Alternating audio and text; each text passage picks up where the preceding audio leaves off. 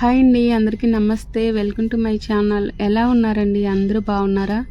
నేను బాగున్నాను. మీరందరూ కూడా బాగుంటారని మనస్ఫూర్తిగా కోరుకుంటున్నాను. ఇక టైం చూపించాను, మొబైల్లో చూసారు కదా. ఆ టైంకి అయితే మేము విజయవాడ వెళ్ళడానికి బయలుదేరామన్నమాట. మేము ఏ యాత్రకు వెళ్ళినా సరే, లేదా దూర ప్రదేశాలు ఎక్కడికి వెళ్ళినా ఇంటి దగ్గర దేవుడికి పూజ చేసుకొని కొబ్బరికాయ కొట్టి, అలాగే మా ఊర్లో ఉన్న సెంటర్లో విఘ్నేశ్వర స్వామి ఉంటారనమాట.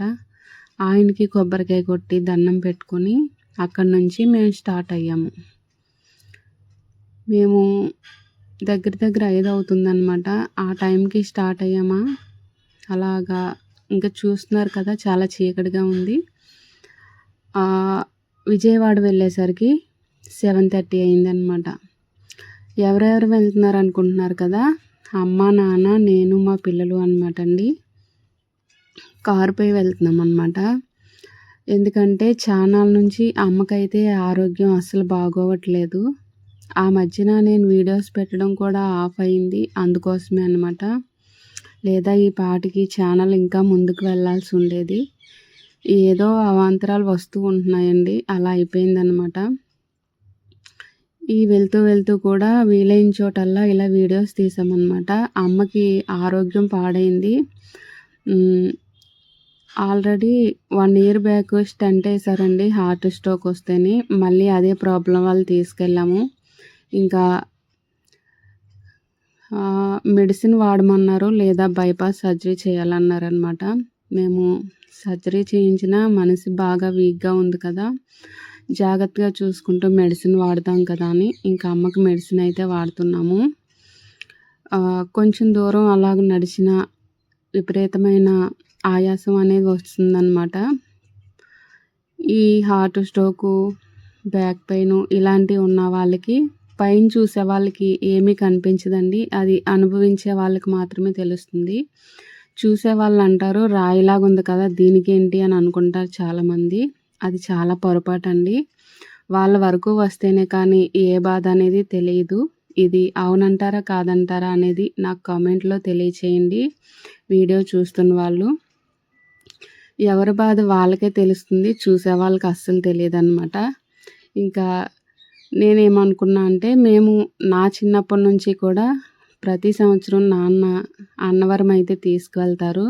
మాకు అంత నమ్మకం అండి. అన్నవరం సత్యదేవుడు, లోవ తలుపులమ్మ తల్లి కూడాని. ఇక విజయవాడ అయితే అమ్మ అస్సలు చూడలేదన్నమాట. అలాగే అనుకోకుండా మేము భద్రాచలం కూడా ట్రిప్ వేసామన్నమాట. విజయవాడ టు భద్రాచలం. పర్లేదు, మెల్లిగా తీసుకువెళ్ళిపోదాము, చూపిద్దాం ఇలాంటివన్నీ, ఇంకెప్పుడు చూస్తారులే అని ఇలా ప్లాన్ చేసుకున్నాము. చూస్తున్నారు కదా, ఇంకా ఎక్కడా టిఫిన్ చేసే పని అది లేదండి. ఇంటి దగ్గర తెల్లవారుజామునే కాఫీ తాగి బయలుదేరామన్నమాట. స్నానాలు చేసి కాఫీ తాగి బయలుదేరాము. ఇక్కడికి వచ్చేసరికి విజయవాడ 7:30 అయింది. ఇంకా ఈ ప్రదేశం అంతా కూడా చాలా ప్లజెంట్గా, చాలా బాగుంటుంది కదా అని నేను వీడియో అయితే తీశాను. కొంచెం ఫాస్ట్ ఫార్వర్డ్లో పెట్టాను అనమాట, ఎందుకంటే వీడియో లెంత్ అవుతుందని అలా తీసాను అనమాట. ఈ విజయవాడ ఎంటర్ అయ్యేసరికి పిల్లలకేంటి పెద్దలకేంటి చూడడానికి ఈ ప్రదేశం అంతా కూడా చాలా ఆహ్లాదంగా కనిపిస్తుంది కదండి. ఈ బ్రిడ్జ్ కింద చేసిన డెకరేషన్ ఏమిటి, కొండలేమిటి, కృష్ణా నది అంతా కూడా చూడడానికి చాలా బాగుంటుంది. ఇక ఇక్కడికి వచ్చాక కార్ అయితే ఎక్కడో పెట్టాల్సి వచ్చిందనమాట. ఆ టైంకే చాలా జనం ఉన్నారు. అమ్మ దగ్గరికి అందరూ వస్తారు కదా దర్శనం చేసుకోవడానికి. అప్పుడు కార్తీక మాసం రాబోతుందన్నమాట, ఇంకా రాలేదు ఆ సమయంలో అన్నమాట. మేము వెళ్ళైతే ఛానల్ అవుతుంది. ఇక చెప్పాను కదండి, వీడియో తీయడానికి మొబైల్ పనిచేయట్లేదు, పాత వీడియోస్ అన్నీ కూడా డిలీట్ చేయాల్సి వస్తుందని. అందుకోసమని నేను ఈ వీడియో అయితే ఇప్పుడు పోస్ట్ చేస్తున్నాను. కొండపైకి వెళ్తున్నాం అన్నమాట, విజయవాడ కొండపైకి. చూస్తున్నారు కదా, దేవస్థానం వాళ్ళు బస్సులు అవి వస్తున్నాయి. ఇంకా ఇలా వెళ్ళిన తర్వాత కార్ అనేది చాలా దూరంగా పార్కింగ్లో పెట్టాల్సి వచ్చింది. మళ్ళీ అమ్మని తీసుకొని నెమ్మదిగా పైకెక్కామన్నమాట. ఇక్కడికి ఎక్కాక మెట్ల దారికి ఆగిపోయినా సరే, మనం అడుగు అడుగు వేసుకుని వెళ్ళే కొలది ఎత్తు మీదకి వెళ్ళాలి కదండీ! కొంచెం అలసటగా అనిపించిందనమాట. మామూలుగా అయితే మనకే అలా అనిపిస్తుంది. తను కొంచెం పేషెంట్ కాబట్టి ఇంకాస్త ఎక్కువగా అలసట అనిపించింది. అయినా టైం పట్టినా పర్వాలేదని నెమ్మదిగా రమ్మంటే అలా నెమ్మదిగా వచ్చిందనమాట. ఇక అక్కడి నుంచి మొబైల్ అనేది నాట్ అలౌడ్ కదా! వాయిస్ కూడా అలా ఉంచేద్దాం అనుకున్నా అండి. కానీ ఎక్కడ చూసినా మంచి మంచి భక్తి గీతాలు వినిపిస్తున్నాయన్నమాట. అవన్నీ పెట్టామంటే మన ఛానల్‌కి కాపీరైట్స్ అవి వస్తాయి కాబట్టి నేను వాల్యూమ్ అనేది మ్యూట్లో పెట్టానన్నమాట. ఇలా మనం ఏదైనా దేవస్థానాలకు వెళ్ళేప్పుడు అక్కడ వచ్చే పాటలు అవి చాలా వినడానికి అందంగా చెవులకి వినసొంపుగా అనిపిస్తూ ఉంటాయండి. అంత బాగుంటాయి. మనం డైలీ వినే భక్తి గీతాలు అయినా కానీ ఇలా నిధి మీద వినేసరికి చాలా బాగుంటాయన్నమాట. చూస్తున్నారు కదా, అమ్మ నేను పిల్లలు వెళ్తున్నామన్నమాట.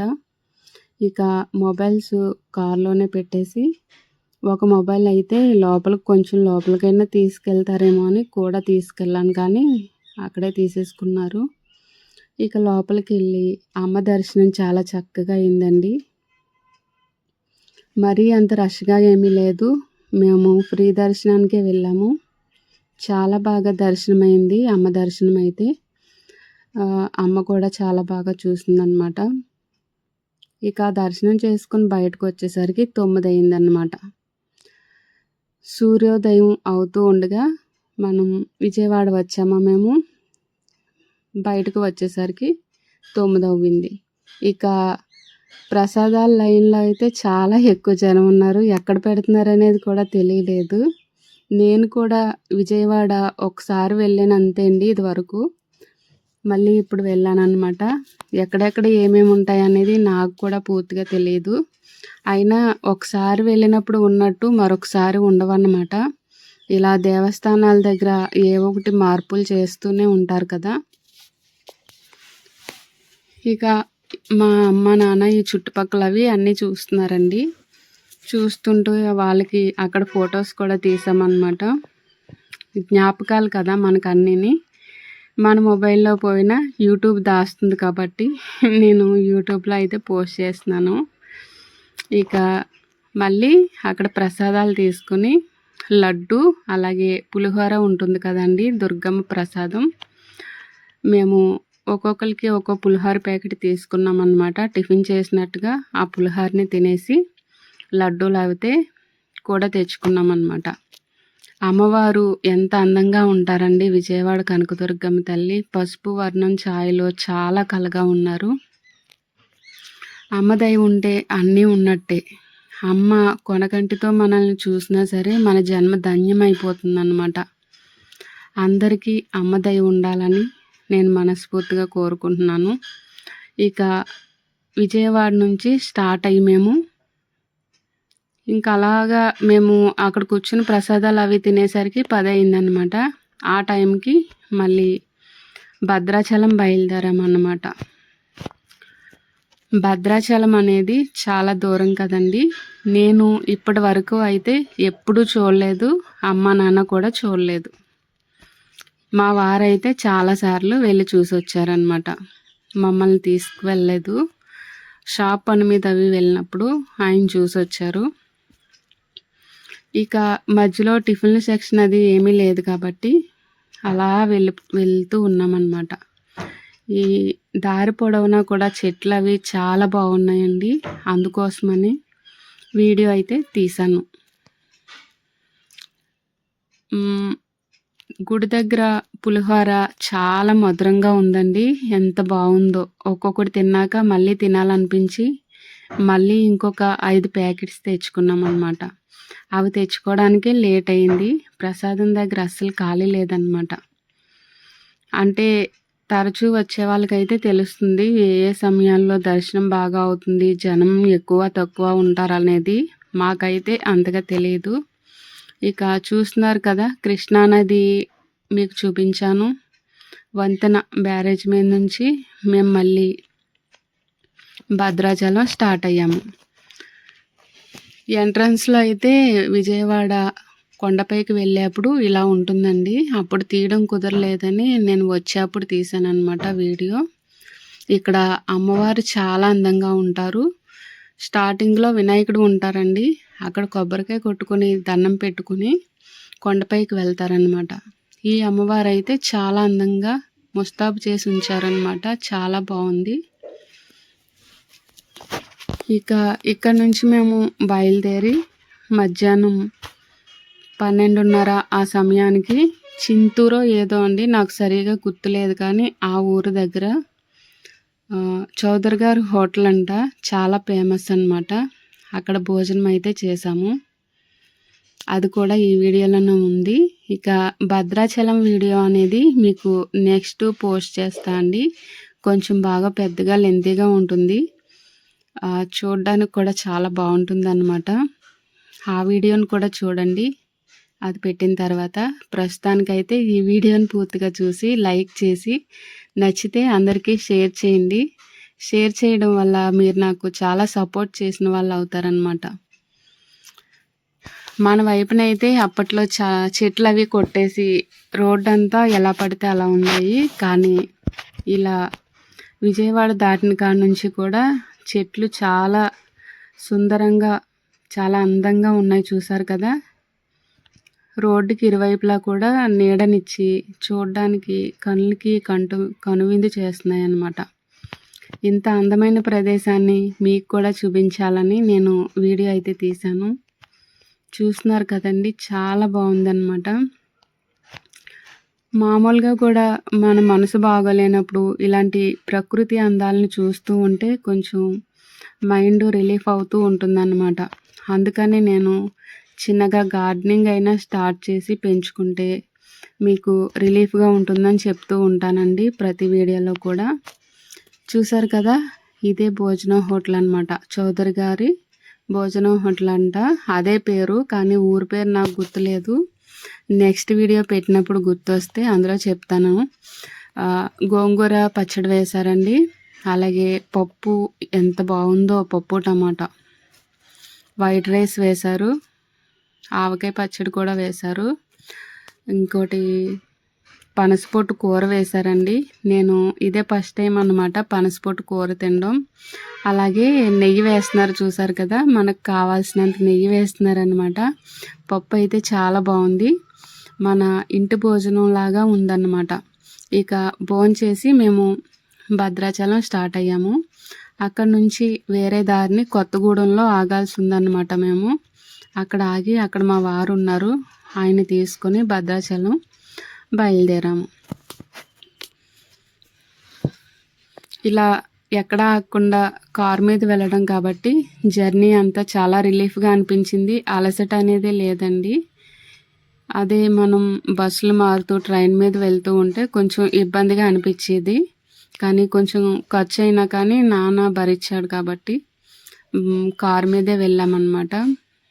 ఆరోగ్యం బాగోలేని వాళ్ళని అంతగా ఇబ్బంది పెట్టకుండా తీసుకెళ్ళాలి కాబట్టి ఇలా కారు మీద వెళ్ళాము. చూసారు కదండి, ఇది వీడియో. మరొక మంచి వీడియోతో మళ్ళీ మీ ముందుంటా.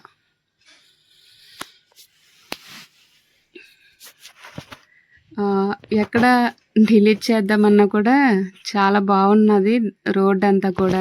అందుకోసమని నాకు ఇష్టం కదండి ఇలా ప్రకృతి అందాలని వీడియో తీసి మీ అందరికీ చూపించడం. అందుకోసమని ఇలా ఉంచేసాను అనమాట. ఇంకా భద్రాచలం వీడియో అయితే చెప్పక్కర్లేదు, ఇంకా చాలా బాగుంటుంది. అది అడవుల్లా ఉంటాయి కదండి, ఆ దారి అటునుంచి వచ్చామన్నమాట. చాలా బాగుంది.